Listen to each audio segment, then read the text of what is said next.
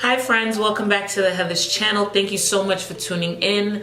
My apologies. I feel like I have slacked on giving you guys an update about my pregnancy, and I think the last one that I posted was at 6 months.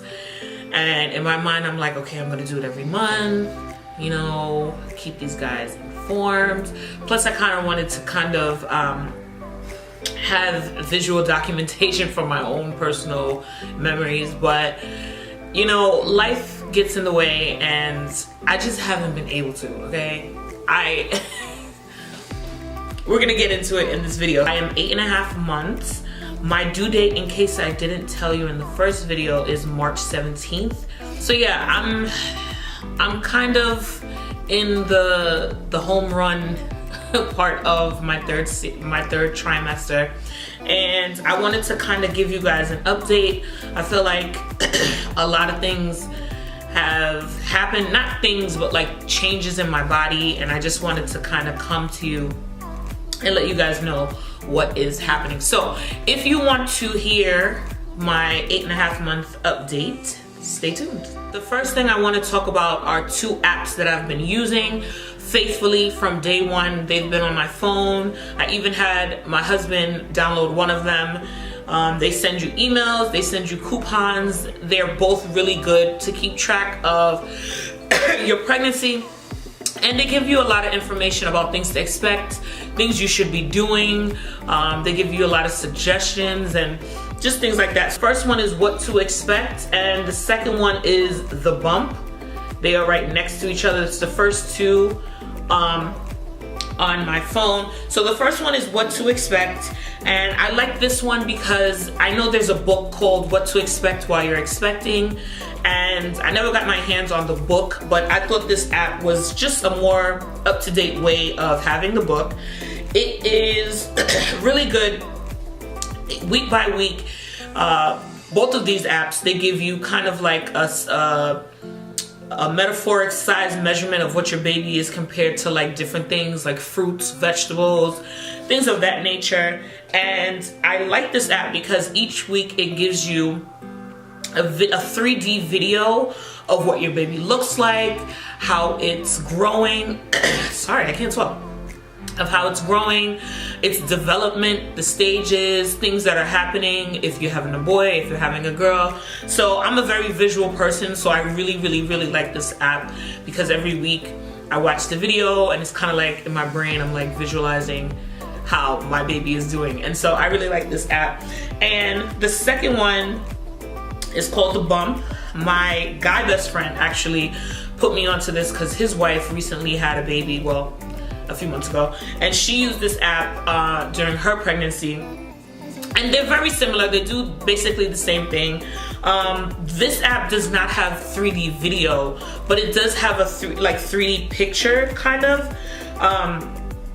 So for example, this is the baby at 34 weeks, and then you click on it and it shows your baby like this. And all of these numbers, I feel like it's not focusing, but all of these numbers, you can turn the baby around and click on these buttons and see specific details about your baby and what your baby is up to. So I really like both of them. I go back and forth between both of them daily. They send you email reminders, coupons from your favorite stores, places you've never even heard of. They give you a lot of opportunities for Pampers and milk and, you know, a lot of things like that. So I think it's very beneficial for you as a mom, even if you have your baby as a new mom, whatever the case is, to have apps like this on your phone so that you are kind of always in tune with things that are out there that you can get for your child. So at this point, you know, you probably have done a million tests. So you've done the Down syndrome test to see if your baby has Down syndrome. You have done the organ test where it's like a sonogram. It takes like an hour. Hopefully if your child is well behaved in there, and they can get really good pictures just to make sure that the organs are developing the right way and, you know, for the right size of what the baby is, the right rate, etc., etc. My last test that I can remember was the glucose test. That is the test. I just took that a few weeks ago, maybe like a month and some change ago. That test is to see if you are at risk for gestational diabetes, which is very important. You want to make sure your body is metabolizing sugar well because it can affect the baby. And so what it is you go into the doctor's office, they give you can't eat anything that morning. You go in and they give you this syrup in probably like a container this size. It's disgusting. They give you like 2 flavors to choose from, like fruit punch and orange, I think. And I chose the fruit punch. You have to drink the whole thing, but before they give you the syrup, they check your blood sugar. Then you drink the syrup, and then maybe 30 minutes later or an hour later, I don't remember how long, they check it again. They send off the results, and basically they want the syrup is like glucose. It's basically like sugar in layman's terms, and they want to see if your body can metabolize the sugar or if you are hyperglycemic. My test came back positive. I had no problems with my sugar, thank God, because gestational diabetes is really, really sad. And not to say that it's a bad thing, but to have diabetes, gestational diabetes, just so you know, is a form of diabetes that a lot of women get during pregnancy. I want to say it's normal, but it's really not normal, but it is very common. I'll say it's very common with a lot of pregnancies. I really just didn't want any type of bad information this whole entire pregnancy. So I was happy I got a positive result, and that was it. Last time I went to the doctor, she did tell me that my results came back, my blood work came back, and I'm anemic. And that is also very common for women to experience, or their body to, you know, have that change in their pregnancy. I'm not severely anemic. I'm just a little below her comfort level, and she wants me to take iron. I, however, don't want to do that because iron supplements has a very big side effect of constipation, and I just don't want I don't want to be constipated. So I have opted to try to fix my anemia with my diet. I am still trying to incorporate more greens and things of that nature to kind of get my anemia to be non-existent, out of the window. My baby is doing just fine. He or she is in the correct fetal position, so the head is down. And I know the head is down because I continuously get kicks in my ribs all day long, so yeah. And the last weigh-in, they told me the baby was about 4 pounds 3 ounces, which they said is pretty normal, pretty good, nothing wrong with that, and that I should expect the baby to be maybe a little less than 8 pounds at birth. So I'm really scared about that, but okay, whatever. I feel like this last trimester is almost identical to my first trimester. There's a lot of things that are kind of mirroring and mimicking what I experienced in the first trimester. So one thing I want to talk to you about is sleep. I have been experiencing insomnia basically all throughout my pregnancy, but I've been experiencing insomnia the most during this last trimester. It is so hard for me to get a full night's sleep, and I'm talking about uninterrupted, comfortable. Like it's bad. It's to the point where I am up for 2 or 3 hours during the night, or I get up at least once or twice. I'm talking about the insomnia is a really big thing for me because I am still working full-time and I work during the day, and so to not get a lot of sleep at night is really taking a toll on me, especially not being comfortable while I sleep. I'm telling you, I can't even lay down properly like the way a normal person would, because I feel like my stomach, when I lay down, kind of comes up. Like it kind of pushes up my diaphragm in a way, and it's very hard to breathe. My husband bought me this pregnancy pillow. It's about like I think stretched out, it's maybe 6 or 7 feet long. It's really, really long, and it kind of like wraps, like you're supposed to wrap it around you while you sleep. This has been my saving grace. I feel like even though I'm not getting the world's best sleep or sleep that I'm used to, I am getting better sleep. Like, I'm getting better sleep because of the pillow. It has made a very big improvement, and I wanted to show you guys this because I really, this is like a highly recommended item that I feel that pregnant women should get. This pillow kind of provides a little support for like my back and my stomach. Again,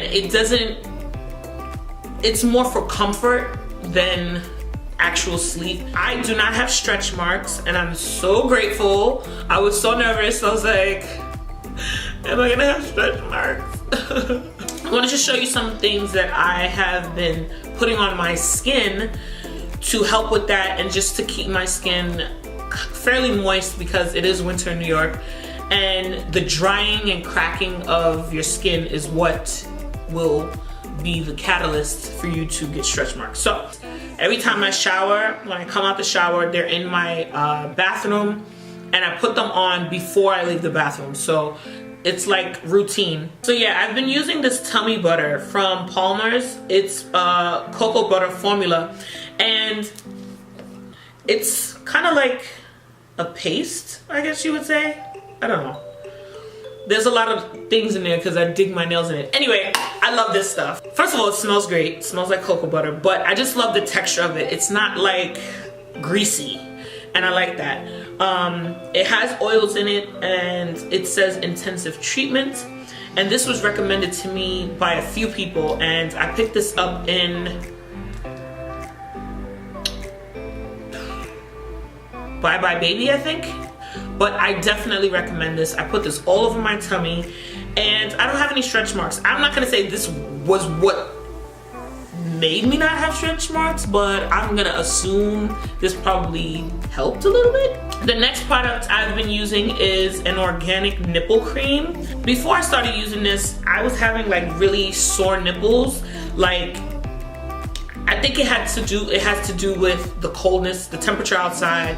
Like, my nipples were just getting like really sore sometimes, and just like really, they just didn't feel good. And I knew it was kind of like a mixture between me not lubricating them and maybe like the temperature. I don't know what it was. So I wanted to try a nipple balm, a nipple cream. And I know you're supposed to really use this kind of after you give birth, like when you're breastfeeding.